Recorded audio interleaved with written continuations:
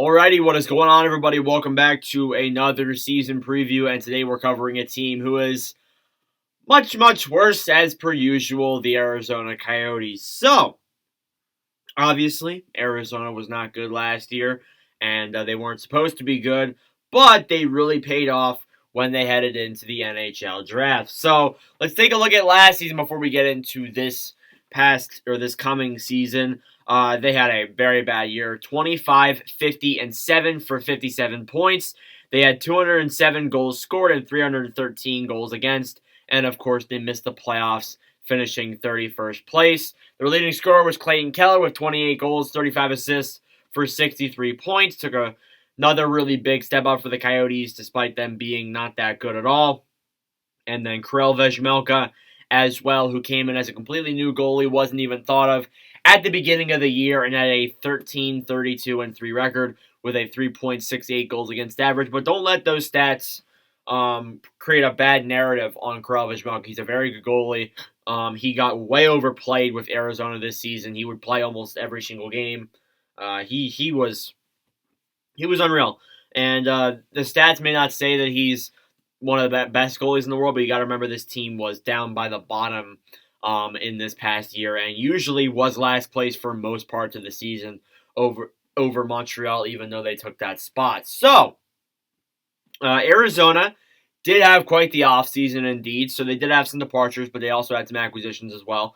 Mainly, all those big contracts that we talked about last year are all gone. So, Kyle Capobianco, Phil Kessel, Anton Strawman, Antoine Roussel are the four that I have mentioned here, but there's many others. Obviously, Jay Beagle, Louis Eriksson. A lot of those big contracts that were on the team last season are mostly all gone now. There's some new ones, though. Starting off with Zach Kassian and Patrick Nemeth, two players that they acquired via a trade. Then they signed Nick Bajustad, Troy Stetcher, and John Gillies. So no really good players, but overall some pretty decent players to add to the roster, some bad contracts. And they did get some picks in return. Obviously now they have, 4 second-round picks in 2025. So they're definitely going to use those to their advantage at some point like they did in this year's draft.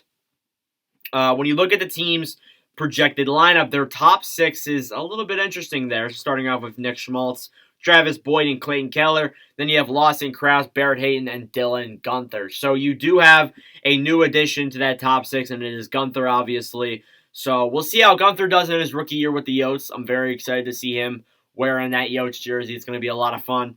Your bottom six isn't all too bad. Nick Ritchie, Nick Bajustad, and Zach Kassian. Then you have Liam O'Brien, Nathan Smith, and Christian Fisher. Then down below you have Andrew Ladd, Jack McBain, and Jan Yannick. So you're going to see some players come up here and play well. Obviously, this is really the season where the young guys start coming in. Gunther is the first big young guy for this Coyotes team to come in and start playing. We'll obviously probably see maybe Logan Cooley come in at the end of the year, towards the end of the year when the NCAA Frozen Four comes to an end. Maybe he'll come in and play some NHL time.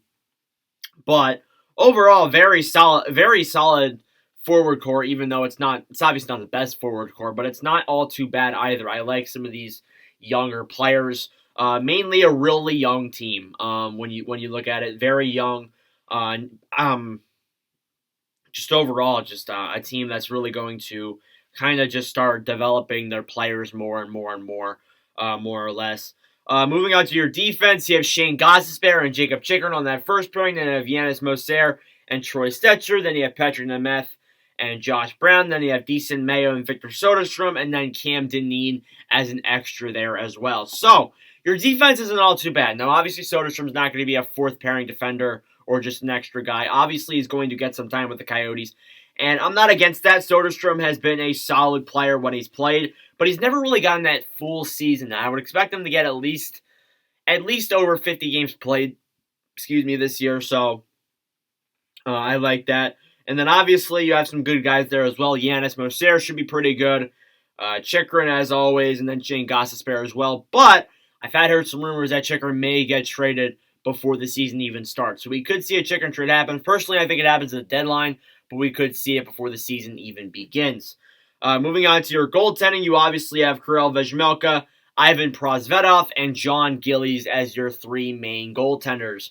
We could see Anson Thornton come in there as well and maybe try and challenge those three goalies for some NHL time because he looked solid during last year's preseason and development camp. So I like the goaltending, not all too bad. Vejmelka obviously will get another year under his belt. He'll get better and better, hopefully. Prosvetov has never played the full NHL season, so we'll see how he does play in the backup role. And then obviously John Gillies, really nothing more than a third-string goalie. He might be the backup behind Vejmelka in Arizona, but I think they're going to give Prosvetov a chance for that backup role. Moving on to some of the questions now. There's not really that much. There really isn't that many. This team is expected to be bad as per usual. So really, my only question was, well, how did the young guys do? Because obviously you have Dylan Guenther coming into this lineup. You're going to see Yanni Yannick play some time. You're also going to see Barrett Hayton yet again, Nathan Smith, Jack McBain, some very solid prospects come in there and start playing some NHL time. Most of them will probably start off in the bottom six. I would imagine Guenther starts around second line. Personally, I think he's probably the best of all the prospects coming in this year. And that's really the big question. How are these young guys going to do under an NHL team? Now, the Coyotes aren't going to be an amazing team, but they're definitely going to be better. So I would expect some of these guys to probably land out around, I don't know, maybe at most 40 points. But I would imagine most of these guys like Moser, McBain, Smith, all of these guys kind of finish around like 25, 30, maybe 35 points. And then Guenther obviously probably leading them up to 40. So overall, I think the young guys will do pretty good. But if not, then it's not the end of the world. They still have some time to develop. Moving on here to your 2022-23 point projections according to the Hockey News' fantasy guides. So starting off here, they have Nick Schmaltz leading the team with 58 points. Schmaltz should be interesting there. They have Keller having a worse year than last year with 55 points. Then they have Gostisbehere in third place as the first defenseman with 48. Barrett Hayton with 45. And Jacob Chychrun with 44. And that kind of makes sense.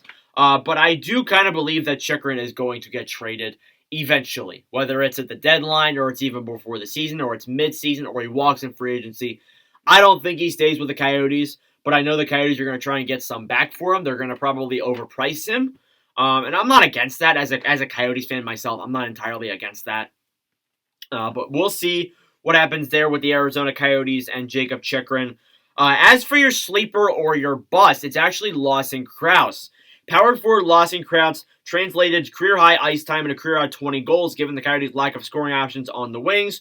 Look for Crouse to get some same opportunities, making him a low-cost option for goals and hits. Obviously, he was signed to that 4-year, $5.3 million cap hit. So we'll see how Crouse does. I think that Crouse had a very good year last year as a young player on a really bad team. He still has some room to grow. I'm optimistic to see what he's going to do. But I would imagine he probably lays around where the Hockey News has him, around maybe a 40, maybe 50-point score if you're lucky. And then if he does have that breakout year, maybe he gets all the way up to maybe 50, 60 points. Something like that. But that is being optimistic. Now the final question that we have is, do they make the playoffs? Well, not really. I mean, it's past 2 years I've said no.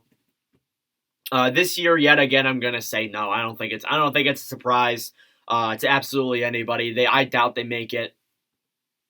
This is just a team that, is still trying to grow their young guys. They still have some more room to grow.